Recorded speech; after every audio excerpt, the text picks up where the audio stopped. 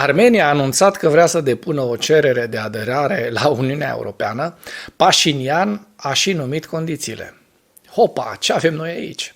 Singurul stat pe care Rusia îl avea de protejat, de apărat pe Armenia, potrivit angajamentelor rusești, a pierdut recent Nagorno-Karabakh în favoarea Azerbaidjanului, sprijinit de Turcia. Fac paranteza asta, o paranteză pentru ca să știm de unde pornim dezbaterea. Guvernul Armeniei și-a exprimat dorința de a depune o cerere de aderare a țării la Uniunea Europeană în lunile următoare, potrivit publicației Hrapac. Potrivit jurnaliștilor, în urmă cu câteva zile, premierul armean Nicol Pașinian a avut o întâlnire închisă cu membrii ai Parlamentului, miniștrii, secretarul Consiliului de Securitate și conducerea partidului de guvernământ. Participanții au discutat aspecte legate de începutul procesului de aderare la Uniunea Europeană.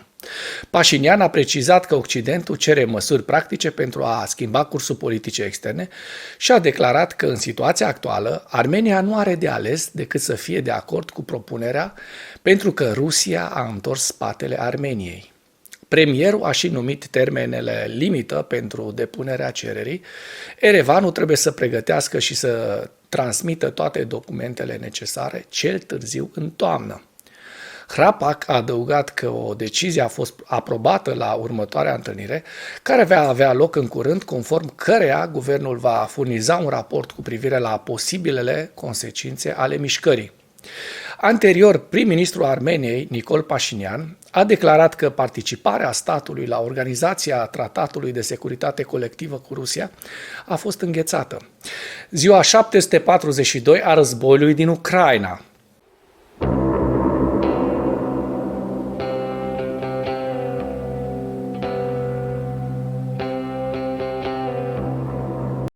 Pierderile totale în lupta ale Rusiei de la începutul ofensivei pe scară largă asupra Ucrainei din 24 februarie 2022 se ridică la aproximativ 420.270 de militari.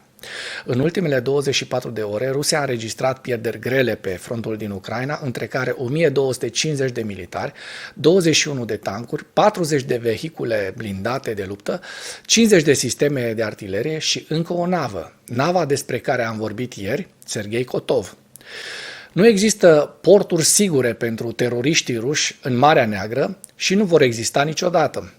Președintele Zelenski a spus că capacitățile forțelor de apărare ucrainene au demonstrat că nu există porturi sigure în Marea Neagră pentru teroriștii ruși și că nu vor exista niciodată. Astăzi vreau să mulțumesc tuturor soldaților noștri, tuturor unităților care restabilesc securitatea și controlul atât pe cerul ucrainean, cât și în Marea noastră Neagră. Ucraina a dovedit de ceea ce suntem capabili, de ceea ce este capabilă forța noastră. Aceasta este, de asemenea, dovedit de numărul de avioane militare rusești doborâte și de capacitățile băieților noștri împotriva flotei rusești. Nu există adăposturi sigure pentru teroriștii ruși în Marea Neagră și nici nu vor exista niciodată. Și, desigur, nu va exista nici spațiu sigur pentru ei pe cer, cu condiția că puterea noastră ucraineană să fie suficientă. Acest lucru este valabil atât pentru aprovizionarea de la parteneri, cât și pentru producția noastră internă, a mai spus Zelenski. Direcția principală de informație a Ministerului Apărării al Ucrainei a publicat un videoclip cu distrugerea navei rusești de patrulare Serghei Kotov în Crimea ocupată temporar. Videoclipul a fost publicat pe canalul Gur Telegram. Îl public și eu în comentarii, linkul.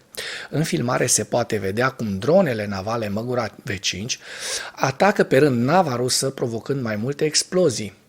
Potrivit Gur, nava a suferit avarii la pupă în partea dreaptă și în partea stângă. Pagubele provocate de incendiu s-au produs în apele teritoriale ale Ucrainei, lângă strâmtoarea Kerch.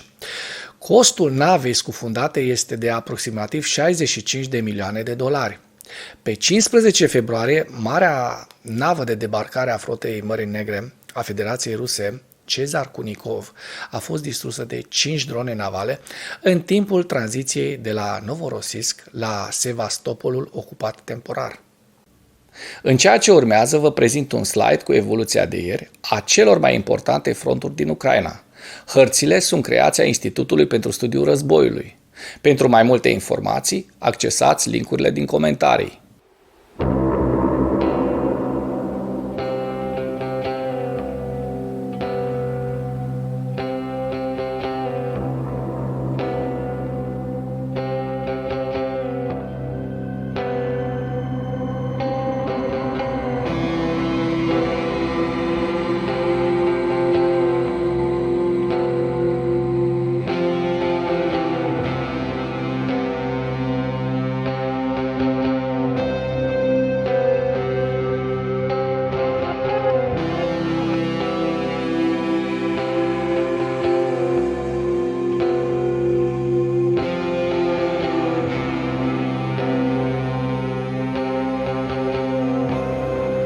Mulțumesc pentru vizionare. Dacă vrei să susții acest canal, abonează-te la Animatura.